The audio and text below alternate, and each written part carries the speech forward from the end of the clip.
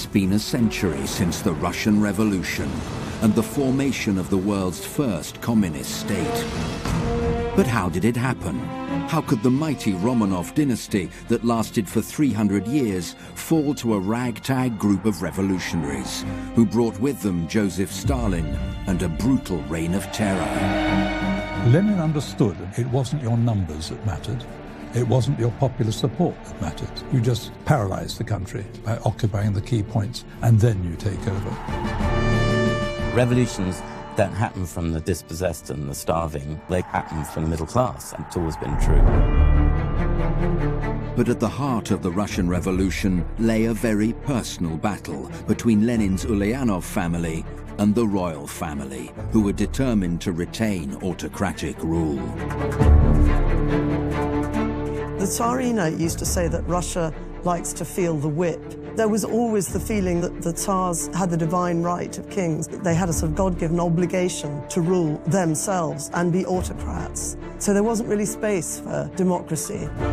The disaster that happened to Russia since is substantially down to mistakes made by Nicholas II. He is utterly, utterly useless. He was a man who shouldn't have been Tsar. He wasn't suited to the onerous task of monarch. The errors made by the Tsar would bring an empire to its knees. But no one could have predicted that Vladimir Lenin would be the man to seize control in the chaos. Lenin understood that power is concentrated in certain knots, that you take over a railway junction, you take over a telephone exchange, and you've already got a city. Lenin was in a tradition of Russian leadership and was a very strong part of it. He'd had a profound effect on Russia that we are really still feeling now. 1917, in a sense, recasts the ideological map of Europe. As the century progresses, the ideological map of the world.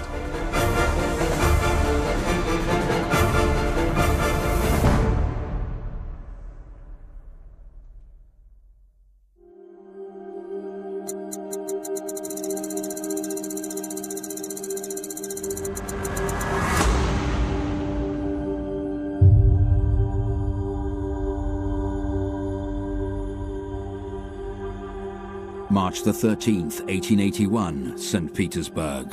The Tsar, Alexander II, is on his way to his army's military roll call.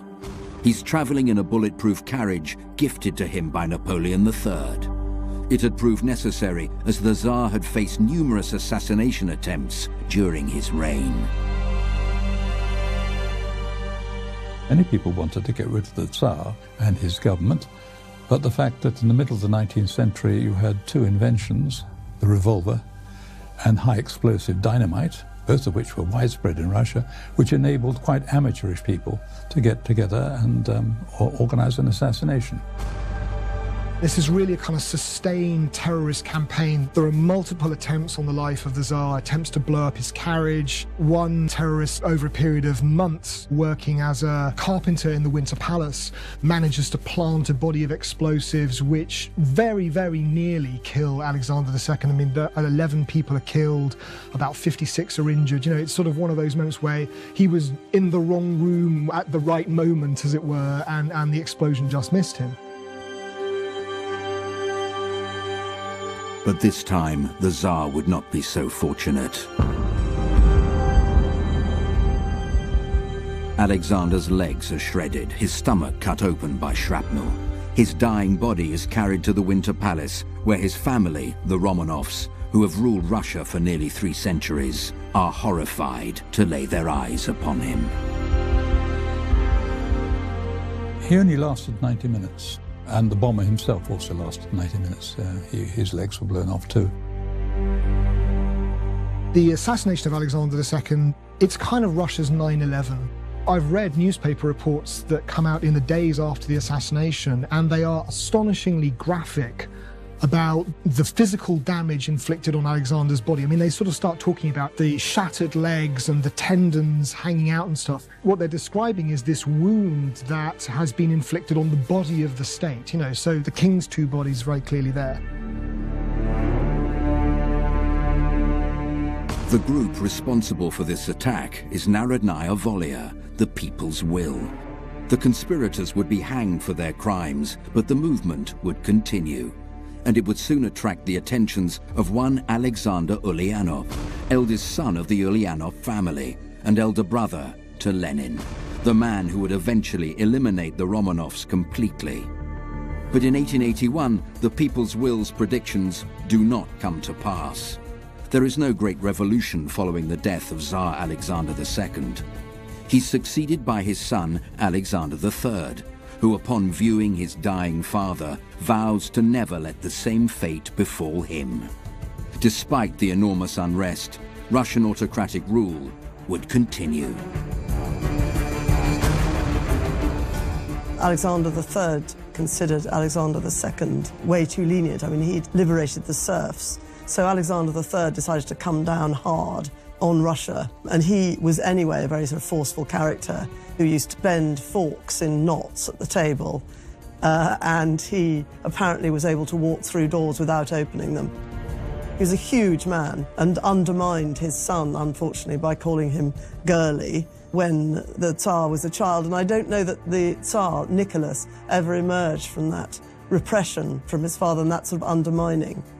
Alexander III has a very bad press. People say stagnation, reaction, and all that is true. On the other hand, there were some good things about Alexander III.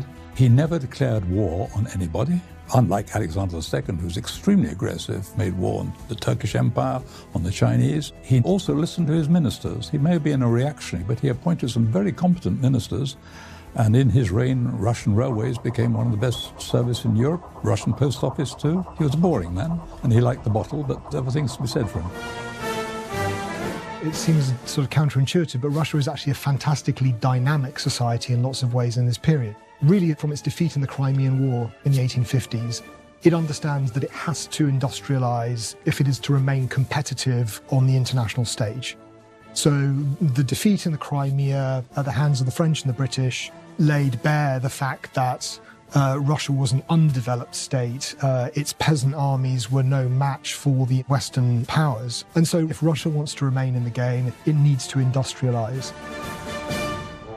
Russia was modernizing at an extraordinary rate, but its political system remained deeply autocratic, unlike almost all other European nations of the era. Because of the conditions of Russia at the time, normal middle-class families weren't allowed any form of political expression at all. That was the main problem, that any normal middle-class family, the son would have entered the revolutionary, the radical political set.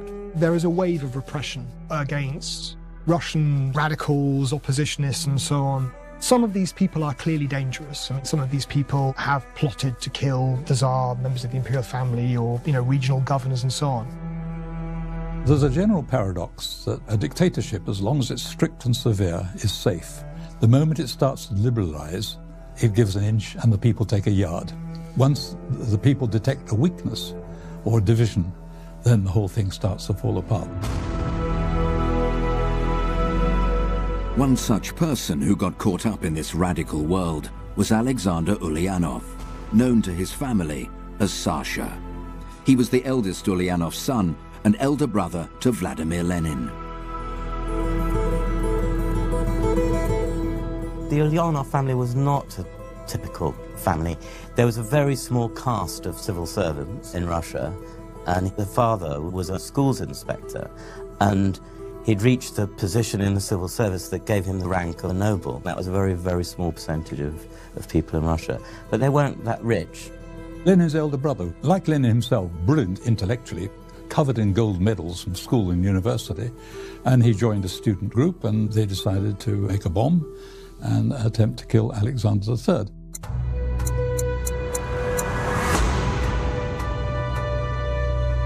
The plan is to assassinate Alexander II's heir, Alexander III, when Alexander III is going to be attending a ceremony to commemorate the assassination of his father. And Alexander Ulyanov, he's the kind of, master bomb maker. The people's will was more of a mystic than an ideological association. The idea, if we bring down the very top, they'll all be so terrified that the system will disintegrate and there'll be a sort of peasant uprising out of which a new order will arise. But they had begun to read Marx. The trouble with reading Marx, of course, is Marx predicted the last place there'd be a revolution would be Russia. So it was still that romantic idea of kill the Tsar and everything will naturally reform. A bomb that's packed with pieces of metal that have been dipped in strychnine to inflict maximum number of fatalities. I mean, that's worth remembering. But the plan is undone by the Okhrana, and they have wind of the attempt on the Tsar's life, and the terrorists are arrested and rounded up within a matter of days. Of course, they were sentenced to death. Alexander III very generously said, "Those that repent, I will reprieve. Those that don't repent, I will hang." Sasha said that would be going against my principles to ask for reprieve. His mother begged him to. The hanging of Sasha, that is often seen as what motivated Lenin. Often these things are personal, not political. When his brother was arrested, his mother rushed to the city. Vladimir, the future Lenin, tried to organise transport to get her to the nearest train station, and he traced around bourgeois Simbirsk to try and get someone who would go with his mother. Absolutely all of them refused. And that changed his entire perspective about bourgeois, liberals and the other middle class. And that was overnight. And from then on, he just abused the liberals. And the way the family was snubbed because of this changed him as much as any of the politics. Sasha Ulyanov was hanged on the 20th of May, 1887.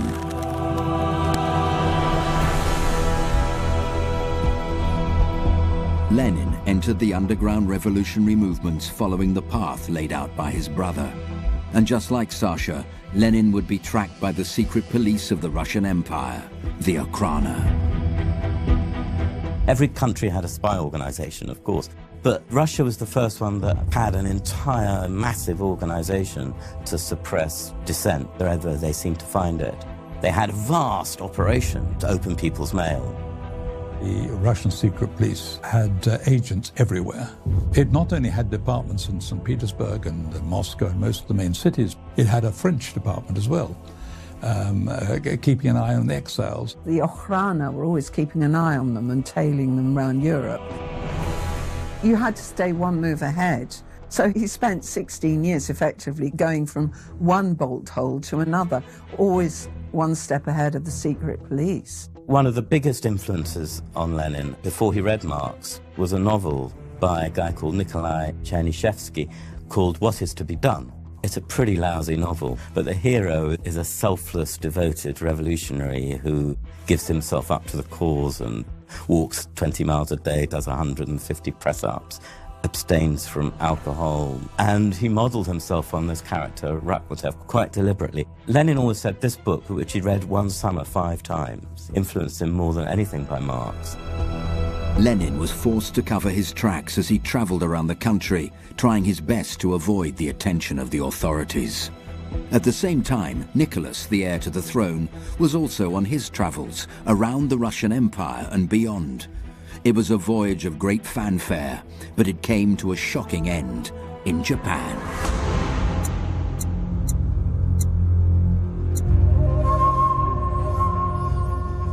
His father tried to give him some responsibility, decided it wouldn't do any harm to put him in charge of the Trans-Siberian Railway.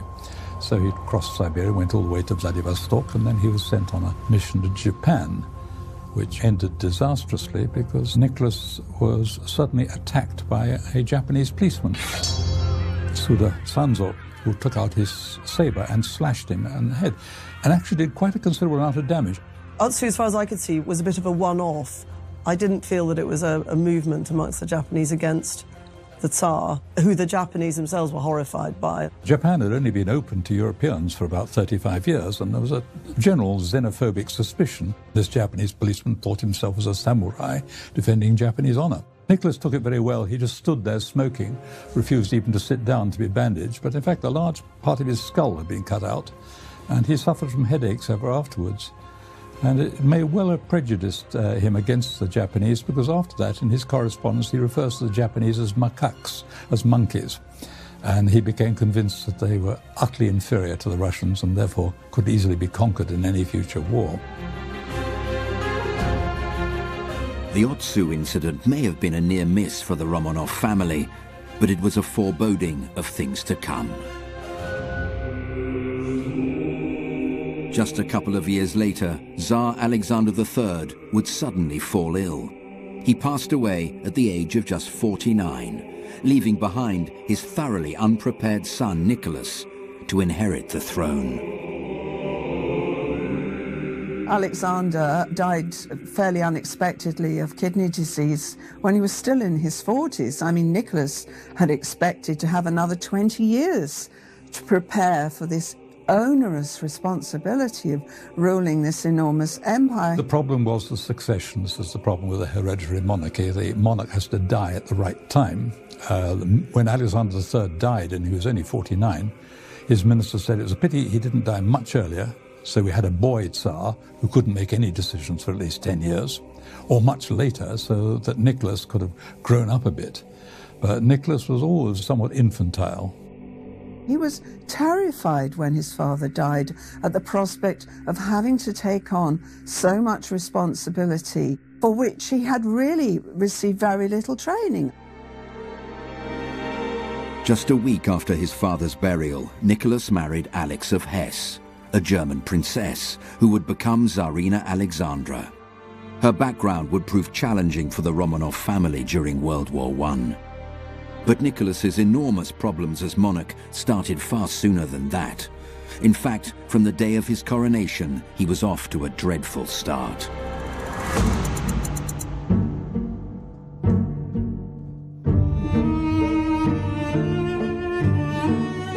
At his coronation in Moscow in 1896, there was a big park called Khadinka in western Moscow, and the government had arranged for coronation mugs and little bags of goodies to be given out. The fencing and the gates were all wrong, and so when the crowds pressed to receive their goods, there was a terrible crush. Some 1,500 people died, and that was a terrible tragedy. That night, there was a party at the French embassy, and he didn't want to go to it, but he was persuaded to go to the event, and it was forever held against him as deeply insensitive. He had to rely on his ministers to advise him, but fundamentally, from day one, the job of being Tsar was pretty much agreed and dictated by his wife. She was very entrenched in the concept of autocracy and their divine right. Nicholas was struggling in his new role as Tsar, but the man who would eventually replace him as ruler of Russia was in a far worse predicament. Lenin had been captured by the authorities and was charged with sedition. In 1897, he was sent to exile in Siberia for 3 years, which could often be a far less challenging experience than might at first appear. He was sent to the quite pleasant town of Minusинsk. He had his wife with him, he had his mother-in-law, he had a monthly allowance on which he could keep a cow, and a serving maid. He had a maid of 12 whom he paid 1 ruble a month and kept her in a sort of cage under the stairs. So much for Bolshevik egalitarianism. He writes home saying that he's ice skating and shooting and maintains this phenomenal level of correspondence with a kind of conspiratorial network now that really stretches across the Russian Empire and beyond to Europe. Once you were there, you were housed quite nicely. In Russia, people never felt that prisoners were to be avoided. Have a friendly chat with a murderer. People used to go to the prisons at Easter as people go to the zoo to feed the animals. It was not a bad life. Lenin's exile ended in 1900. He would soon begin his travels across Western Europe, where he would meet other Marxists and dissidents who were planning the downfall of the Russian monarchy. But for now, Lenin and these agitators seemed insignificant. There were far more pressing concerns. The Russian Empire was surrounded on 2 sides by rising military powers. To the west, Kaiser Wilhelm, under whose rule Germany had been unified in 1871. To the east, Emperor Meiji, whose restoration of Japan in 1868 had forged another rapidly industrializing state. The first battle would be with Japan in 1904.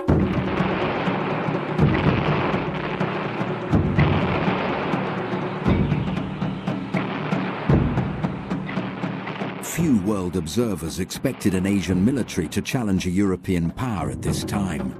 Japan's surprising success in the conflict fueled social unrest throughout Russia, which came to be known as the 1905 Revolution. The Russo-Japanese War was very bad for morale because the Russians were trounced and their fleet was destroyed, and that didn't help the Tsar in his bid to be popular. A war being lost was a mixture of embittered soldiers and sailors whose lives had been just thrown away in a hopeless war against the Japanese, an appalling, disgraceful defeat, coming home finding that factories weren't paying properly and so on. There were shortages and there was general disarray. And it was an opportunity for disaffected soldiers to organize themselves.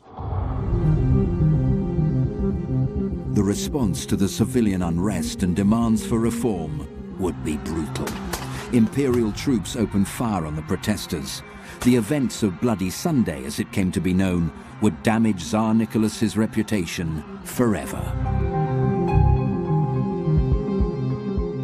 Well, the Bloody Sunday massacre was in some ways typical of Nicholas II's reign, that either he had to have much more sense or he needed a good spin doctor, and he had neither.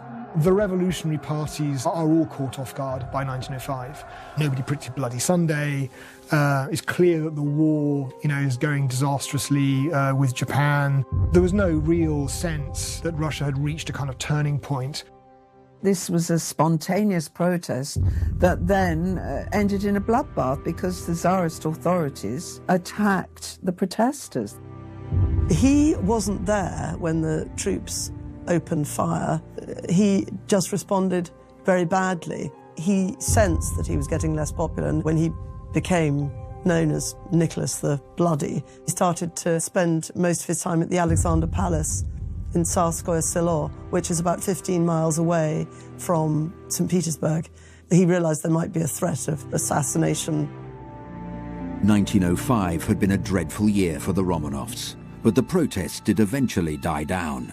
And crucially, the Russian armed forces remained loyal to the throne. A peace treaty was declared with Japan, with a deal brokered by US President Teddy Roosevelt.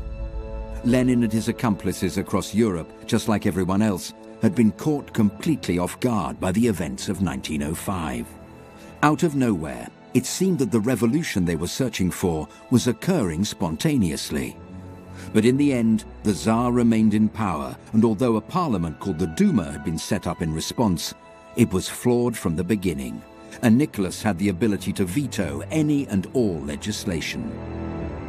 There had been anger and resentment, and also they were losing a war against Japan. That was a big, profound shock to the system, and that changed the middle class's view about the kind of political system they had and the autocracy substantially, that we're so useless we can even lose a war against Japan. That had a really profound impact. Lenin says that, my generation won't live to see the revolution.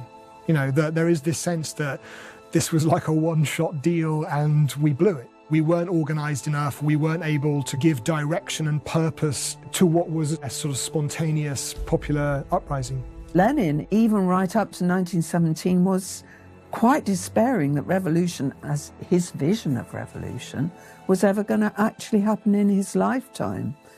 So 1905 was kind of a dry run for what might come later, but it wasn't planned as a revolution.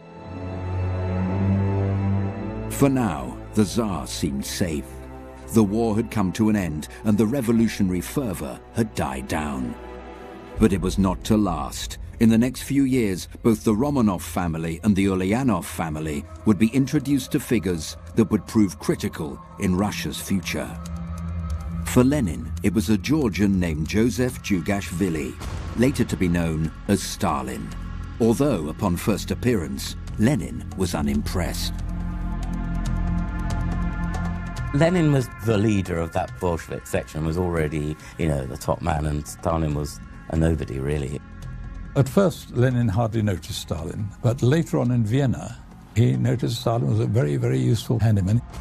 Lenin had a sort of rather patronizing view of non-Russians, so he called him this wondrous Georgian. Stalin was regarded as extremely useful. He was also a gopher. He never refused to do anything.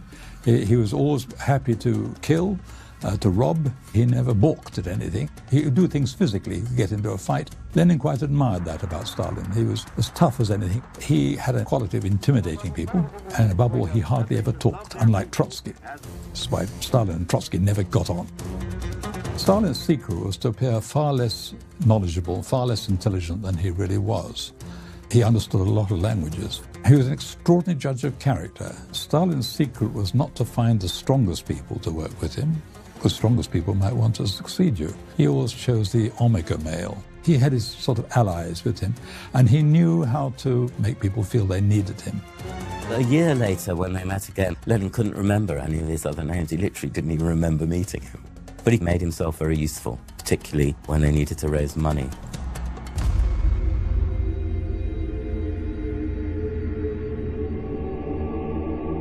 The Romanovs were also about to come into contact with a mysterious figure from the fringes of the Russian Empire, Rasputin.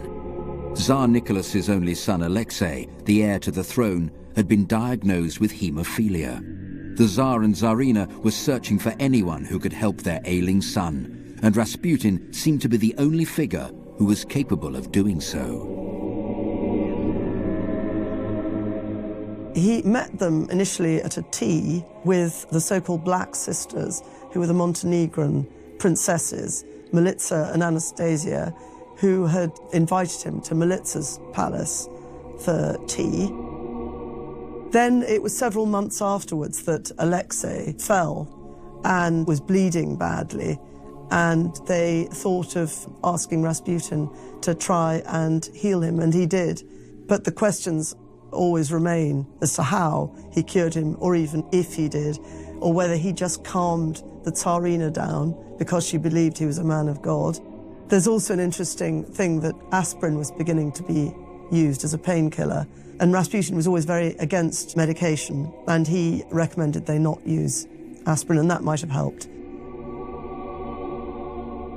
If Alexei had not been a haemophiliac, history could have been quite different, because it created such resentment, the invitation of Rasputin into the imperial family, that in itself helped bring about the downfall of the dynasty. Rasputin's presence would cause scandal in Russia. Endless rumors began to spread about the exact nature of his involvement with the Romanovs. First of all, he was kept a secret. The press was forbidden to mention him, which immediately made people think there was something terrible going on, until about 1912, when press restrictions virtually were abolished in Russia, and it was impossible to stop the papers printing everything. And then Rasputin sold papers. The journalists absolutely loved him. You could follow him, you could get all sorts of stories from restaurant owners, from prostitutes about his behavior. Police would sell their stories to him. He became the sort of news-making phenomenon. In 1911, there were letters disseminated around by an old friend, which had very passionate notes to Rasputin from the Tsarina. You know, I kiss you warmly, things like that. Rasputin's presence was bringing the Romanov family reputation into ruins. But in 1913, a chance to repair some of the damage seemed possible. That year marked 300 years of Romanov rule, and huge tercentenary celebrations were planned that would hopefully boost public morale. However, yet another assassination attempt would soon undo everything.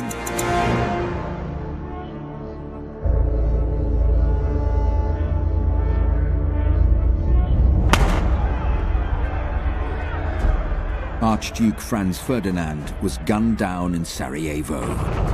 World War I was about to begin. Russia's failure against the Japanese nearly brought an end to Nicholas's rule. He would not survive a defeat against the Germans. considering that the Germans already had the British and the French to cope with their enormous empires of Indians and Algerians and so on, and that very soon the Americans would come into the war, you would have thought Russia would have had a hope. But the Russian army was a peculiar army in that the officers were enthusiastic, but the soldiers were not. The soldiers had been, many of them, part of a defeated army. Most of them had nothing against the Germans whatsoever. They didn't see them as an enemy. The corruption in the civilian area, where no boots were produced, no rifles produced, and so soldiers were told to go in and pick the first rifle and pair of boots off the corpse in front of you. There were desertions and murder of officers and so on. I think that it was generally considered a disaster when he decided to take over the troops and get rid of Grand Duke Nicholas, who was probably a very good general. He was certainly a more imposing figure than the Tsar, and that did apparently leave the Tsarina and Rasputin in charge. The war was an absolute disaster for Russia. An autocrat has got to be judged on the autocrat's decision, and it was a disastrous decision. An even bigger decision was he put himself in charge of the military strategy, which was a terrible mistake, because once it goes wrong, he's the only one you can blame. And there was a stalemate on the Eastern Front. The Germans had already occupied large tracts of Russia. There was absolutely no will amongst the army to carry it on. Desertions were on a massive scale. There was almost no way for Russian victory. The winter of 1916 not only saw the chill of inevitable defeat for the Russian army, it also saw a shocking and painful loss for the Romanovs. Certain members of their extended family would not tolerate Rasputin's influence over the Tsar and Tsarina any longer. There was growing resentment within the Romanov family among the relatives, who were absolutely appalled at Alexander's close relationship with Rasputin, because they believed all the gossip as well. And it reached a point where they were saying, well, not only have we got to get rid of Rasputin, this evil Machiavellian influence, we've actually got to get rid of her and lock her up in a nunnery. She was causing a lot of trouble. It was the aristocrats who felt that Rasputin was bringing the whole Romanov name down. One of the problems here was that nobody knew why Rasputin was always going to court, and it was to cure the boy, Alexei. But because nobody knew that Alexei was ill, nobody could tell the aristocrats why he was still being welcomed at court. Rasputin was blamed as being a German agent. They were convinced he was giving advice to the Tsar to make peace, at least with the Germans. So a conspiracy was formed with the connivance of many people in the government. Two of the assassins both left quite detailed memoirs and descriptions of the killing. There are quite a few discrepancies in both the memoirs. He ended up in the river, but he was tipped over a railing, and he ended up with a lot of wounds on his face and head, and nobody's quite sure whether it was because he was beaten up or whether it was trying to transfer the body. The plotters were incompetent, they didn't know how to handle guns, they couldn't even kill him efficiently. And eventually it took 3 bullets before they finally killed the poor man.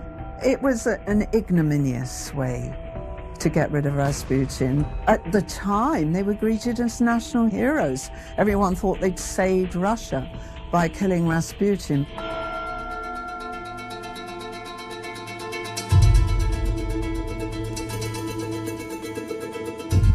Rasputin's time at court had come to an end in brutal fashion. And it would not be long before the Romanovs themselves would also be seen off in equally bloody circumstances. Just as in 1905, during the disasters of the Russo-Japanese War, civil unrest was about to break out in Russia. The historic city of St. Petersburg would see the beginnings of the February Revolution. It had been renamed Petrograd, literally Peter's City, in 1914, as St. Petersburg had been thought too Germanic a name at a time of war. But the new designation did nothing to contain the revolutionary fervor that was unleashed in the city. It soon became so overwhelming that Tsar Nicholas II was forced to step down.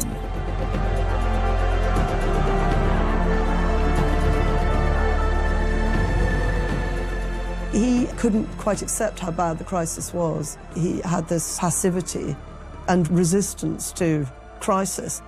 He had to be driven to abdicate, and he finally did. But the Tsarina always believed that had she been with him, she would have been able to dissuade him from abdicating. He really hoped he was doing a kind of grand gesture to save Russia. And so it was done out of a genuine love of country. With Nicholas having vacated the throne, a power vacuum was created in Russia with two major factions in Petrograd fighting for control. On one side was a council of workers and soldiers known as the Petrograd Soviet, which soon counted Leon Trotsky as a member. On the other side was the Russian Provisional Government, which had been quickly established by ministers who'd served under the Tsar. They would move the Romanov family to Siberia for safekeeping. But soon, nowhere in Russia would be safe. The Provisional Government represents a kind of vision of a sort of liberal Russia where you'd have a community of citizens who are given equal rights, but you probably enshrine a kind of liberal order based around representative government. The Soviet represents a very different kind of Russia. The Provisional Government made a half-hearted attempt to continue with the war. But because it couldn't come to a decision, it couldn't get the economy going, it couldn't satisfy even the housewives with bread and so on. So more and more dissatisfaction. Lenin was in Zurich at the time. Someone entered his rooms in his lodging house and just said, "Have you heard there was a revolution?" And at first he didn't believe it. Then he did. And he wanted to get back to Russia as soon as possible. From the moment the war started, Lenin was totally against the war. His line was, better that this country should lose, better that Kaiserism wins than Tsarism continues. So he was basically saying his own country should lose the war.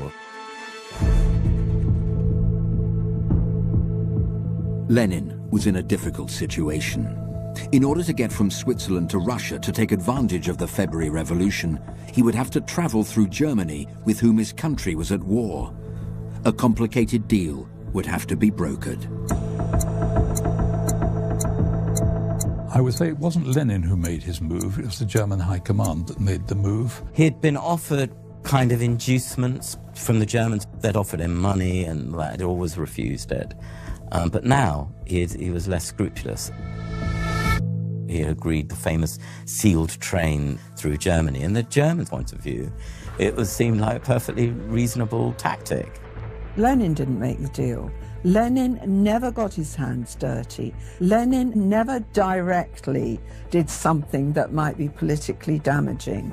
The deal to get him and his cohort of followers back to Russia when revolution broke was negotiated by intermediaries. So he had to go on this tortuous journey up through Germany, across to Sweden, all the way up through Sweden to Finland and down. That train deposited Lenin at the Finland station in St. Petersburg. Now, if the Provisional Government had had the sense to turn up with a small group of people to meet him and arrest him on the spot, but they couldn't get round to it. They were incredibly inefficient. Lenin's genius, when he arrives at the Finland station and he gives a speech from the armoured car, he calls for all power to the Soviets. And that's not a call for direct democracy rather than representative democracy. That's a call for this much more brutal, exclusive vision of a revolutionary future in which everyone who was on top before will now be at the bottom. The dual power system meant that everything had to be agreed by the Soviet and the Provisional Government, which led to paralysis. Lenin was very, very good at using this. He was incredibly skillful at the black arts and propaganda, and used it rather brilliantly, and he loved the revolution, this part of the revolution. The Bolsheviks do nearly overplay their hand. You know, in the July days, they do try to stage an uprising in Petrograd, and it is crushed. In the middle of July, Lenin is charged with treason.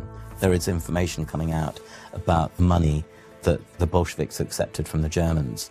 So he's under arrest and he escapes to Finland and is out of the country for quite a lot of the while, then comes back and insists there is no power in this country. let's take over the railway station and the post offices, and power is ours. It's there for the taking. Take it from the street. We can do it.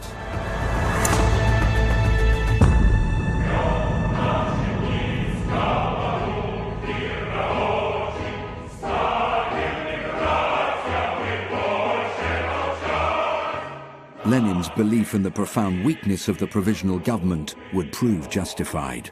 Russia's October Revolution had begun, and the Bolsheviks' attempt at a coup d'etat would spark a civil war that would last until 1922. Without Lenin, there wouldn't have been a Bolshevik revolution, and there wouldn't have been any second revolution. And he pushed and pushed and pushed his party members with him. They were very, very reluctant because they were scared of being, shot, or they're scared it wouldn't work. There wasn't one particular spark that week or that month that led it. It was Lenin saying, this is our chance. Lenin's regime is a government that's born in war. So it's helpful to think about the period, I think, from 1914 to 1921 as one of continuous warfare. The Bolshevik Party at the beginning of 1917 is about 20,000 people. By the end of the Civil War, it's about 1.3 million. And most of the new recruits are men whose formative administrative experience has been in the army. They are militarized in their psychology. The actual revolution in Russia initially was very much in Petrograd and, of course, Moscow. The way in which it took hold across rural Russia was really very anarchic and violent. And there were horrific scenes of peasants rampaging across estates, burning the manor houses down, slaughtering the occupants, killing all the cattle owned by the landowners. It was very savage. The resistance took too long because most of the army and the navy were so demoralized they came over to the Bolshevik side. They were very, very happy to go around the hospital shooting ministers. There was a general murderous feeling about the government, which Lenin just released.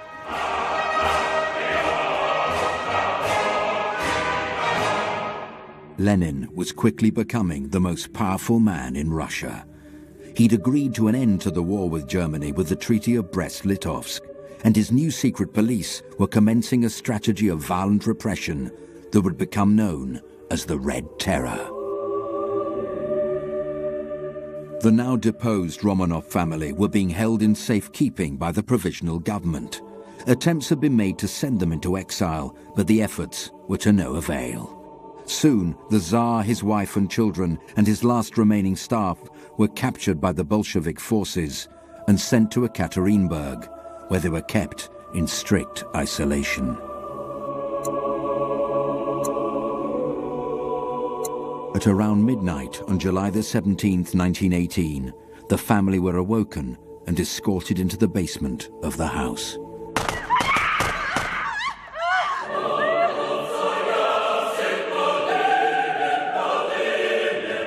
This once all-powerful dynasty had authorized the execution of Sasha Ulyanov, Lenin's elder brother.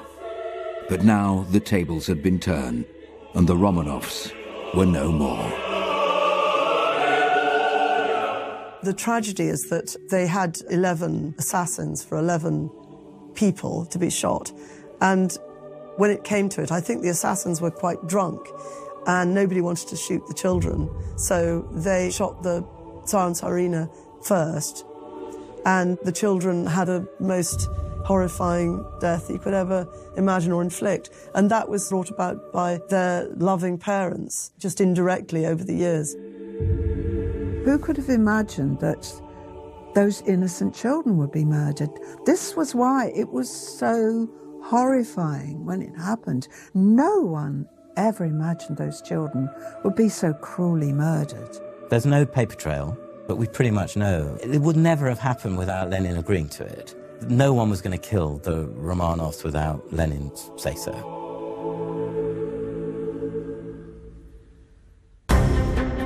Nicholas II's mother, the Dowager Empress, was able to escape the carnage on a ship leaving from the Crimea, along with other members of the extended Romanov family. But the dynasty that ruled Russia for over 3 centuries had come to a vicious end. By 1922, the civil war in the country had also reached its conclusion, with the Bolsheviks victorious and a new Soviet Union established. Lenin began cementing power as soon as he started. His organization was so good that he had the common soldiers and sailors, and above all, he had the secret police. He had Trotsky, who was, I think, the real genius, to take a whole lot of disillusioned deserters. You then create a Red Army, which is one of the most brilliant armies in the world.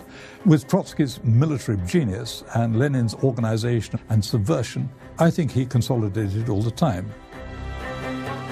He absolutely used terror. Not only that, he was very, very good at lying. He was very skillful about building majorities, building groups loyal to him. After the revolution, people were saying, yes, we need a republic and we need, a constitution and all that, but we still need a firm Tsar as well. They kind of wanted the two. They couldn't quite disassociate themselves. It's this idea that the protective, all-embracing Tsar who looked after the nation. There is always going to be this tendency towards the abuse of power because the party acknowledges no checks at all on its own behaviour. There's no independent judiciary, there's no independent press, there's certainly no political opposition. So there is always going to be this kind of tendency towards a sort of degeneration into ever more absolute power. But Lenin would not hold on to this new position for long. He suffered a debilitating series of strokes and died on the 21st of January, 1924. Joseph Djugashvili, now known as Joseph Stalin, saw an opportunity laid out before him. The Russian Revolution of 1917 changed the world forever. The Romanovs had been usurped, and the largest country on earth was a communist state.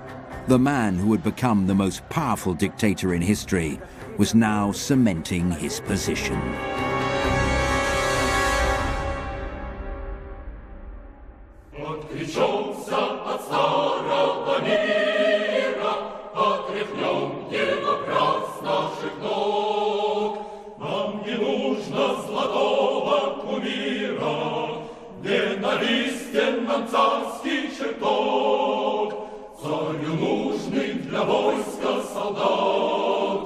Отдавайте ему сыновей.